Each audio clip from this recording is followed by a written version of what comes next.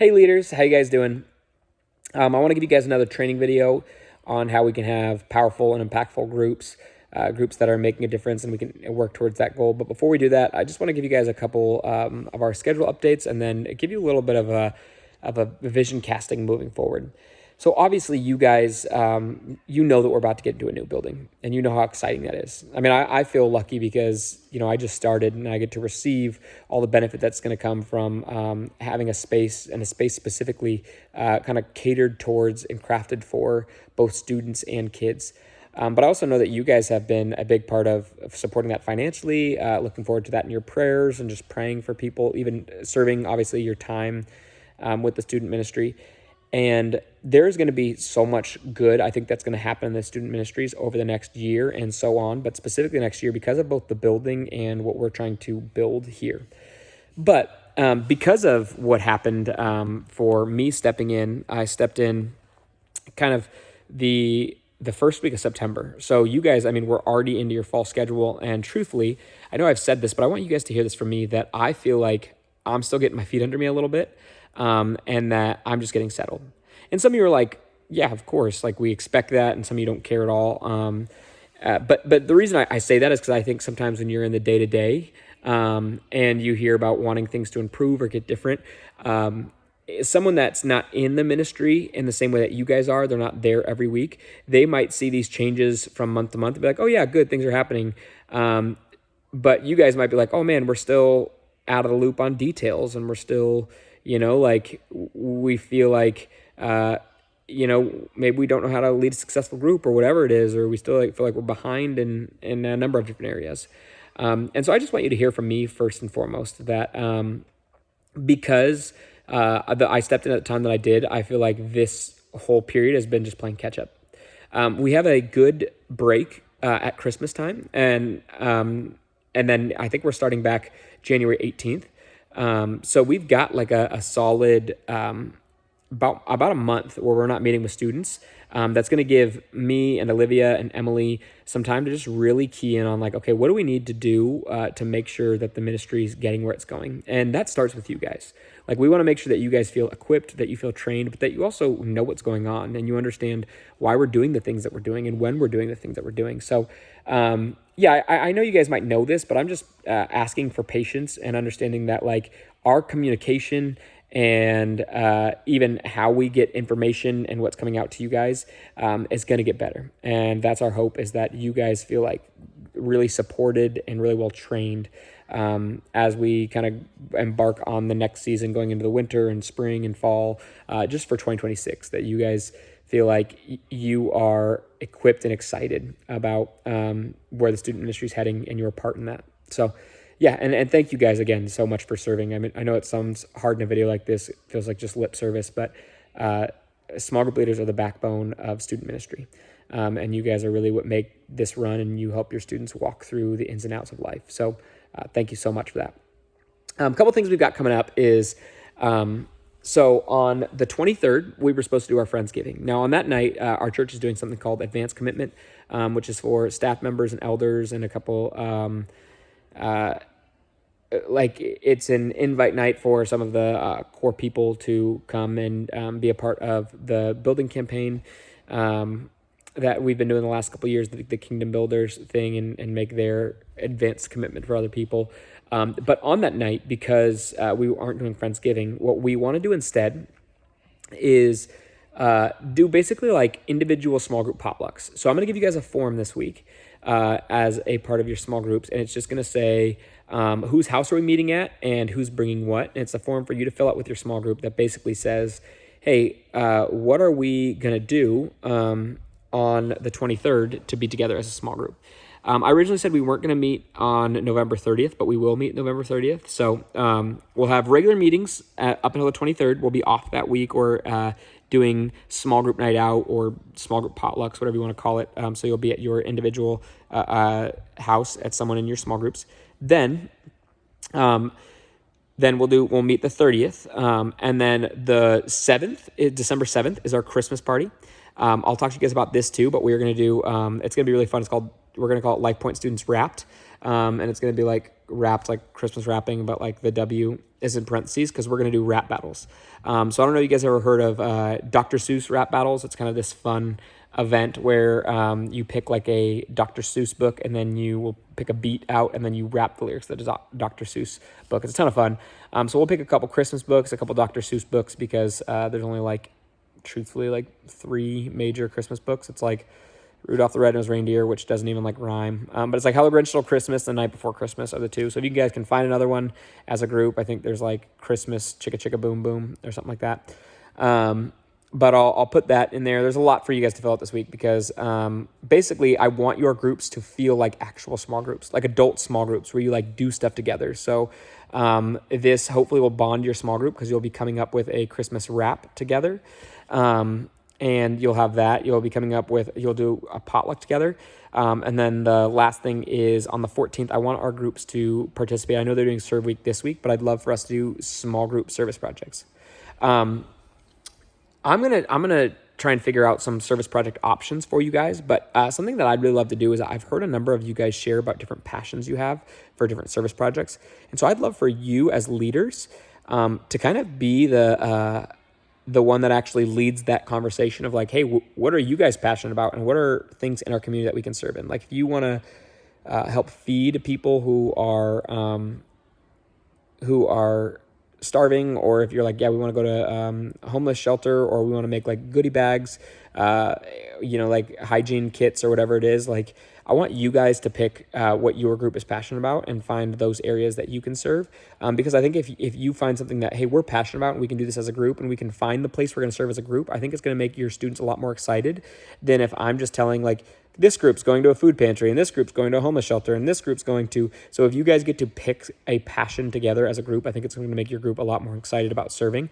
And we really want to communicate that idea of that we are people who are just, we have a passion for serving. We want to be the hands and feet of Jesus.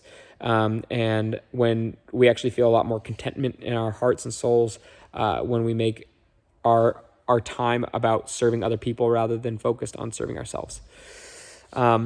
Yeah. And so, I know that's a long announcement. I'm already at 7.5 minutes on this video, so I apologize. But, the quick training I want to give you guys for your small groups this week is, just this idea. I know I talk a lot about connecting with your group, and I think there's this question of like, how do I connect with my group? Sometimes I don't know if you guys, some of your group's already super connected and this is great, but, sometimes I think we'll ask questions and just get nothing. And so what I think you need to do is sometimes we just need to frame what we want for our groups.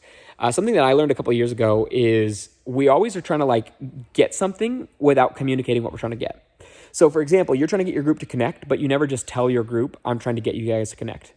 And I think sometimes the fear is that when you just tell someone exactly what you're looking for, that they'll be like, oh, then they'll feel like, oh, you're trying too hard or you're doing this. But if you just tell your group, I think this has a huge power of just being genuine and honest and communicating what you want. Be like, hey, as your small group leader, like if you just tell them exactly what I've said, like really what we want for you guys is we want you to be connected so you have community in every season, and we want you to grow. Like we want to ask you questions and challenge you in a way that's going to help you become the best version of yourself by the time you leave high school.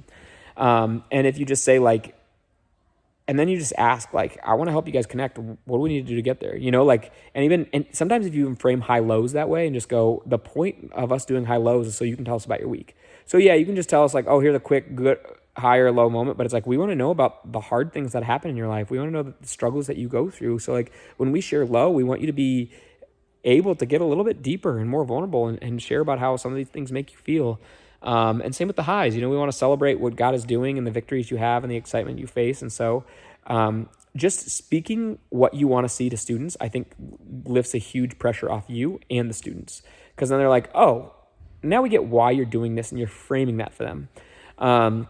You're helping them have a context for why you're asking these questions and going about discussion this way.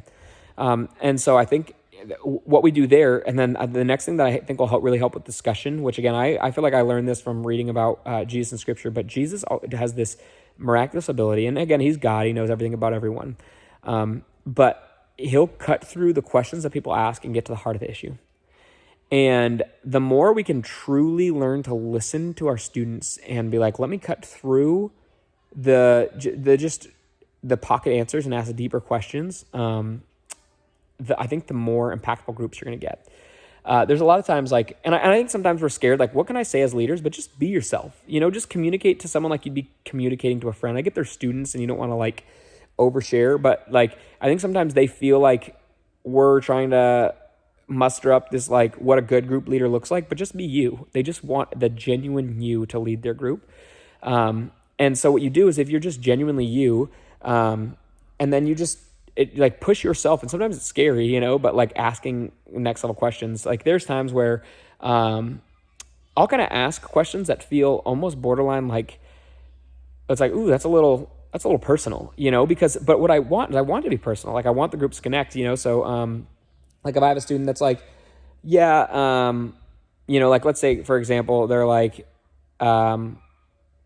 let's say something like this. They'll be like, oh yeah, I'm hanging out with my mom and stepdad this weekend, and something I'll just ask, because I know that sometimes like broken homes have a strong, can sometimes strike a chord with students, and that can be a big part of it. So sometimes I'll just ask, even if they weren't talking anything about this on a deeper level, they might just be talking about the fact that they are doing something with their stepdad. It might just be an event. And I'll say something like this. I'm like, do you have a good relationship with your stepdad? And sometimes they're like, yeah, great relationship. You're like, cool, nothing more there. But sometimes you make an answer that's like, well, it's working. Or we're working on it. We're figuring it out.